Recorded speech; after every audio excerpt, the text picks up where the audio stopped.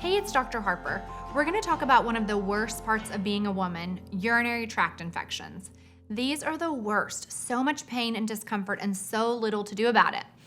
What I want to do is counsel you on some risk factors for urinary tract infections, some things we can change to prevent our risk, and then some things you can do to prevent further infections with your doctor. So in one study, it was shown that 60% of recurrent urinary tract infections were due to sex. How ridiculous is that? So we don't want to have sex because we're going to get a UTI, and then if we get a UTI, we're definitely not going to have sex. So these two things are definitely intertwined. Patients who have recurrent UTIs have increased pain, decreased lubrication, and decreased arousal as well. So definitely all things to keep in mind when you're having recurrent urinary tract infections. There are 3 demonstrated risk factors of women who get UTIs all the time. So those are women who smoke, women who have multiple sexual partners, and also women who are chronically constipated.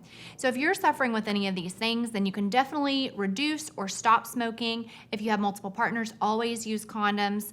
And lastly, if you have chronic constipation, speak with your doctor about a daily stool softener or a laxative like Miralax to try to relieve that chronic constipation. Some other things that all of us can do are to always pee after sex. I think most women know this at this point, but if you don't, then definitely just go to the bathroom and pee every time after you have sex. It flushes all the bad bacteria out.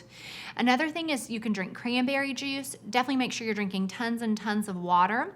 And then lastly, you always want to wipe front to back, right? We don't want to bring the bacteria from the rectum up to the urethra. We always want to go front to back. And the same goes for anal sex. If you've had anal sex, do not have vaginal sex after that. Always want to go front to back as to not introduce those bacteria. So if you have chronic urinary tract infections, you definitely want to go and see your doctor in person. You don't want to keep phoning in antibiotics because it might actually not be a urinary tract infection. There are other things that can feel like that and cause those symptoms, but they are not treated with antibiotics. If you and your healthcare provider decide, okay, in fact, this is a chronic urinary tract infection or a recurrent one, then some other strategies might include prophylactic antibiotics. So you take an antibiotic just every day to keep those bad bacteria away. Or alternatively, an antibiotic whenever you have sex. So if your trigger is always sex, then every time you have sex, you can take an antibiotic and just prevent that infection from ever setting up.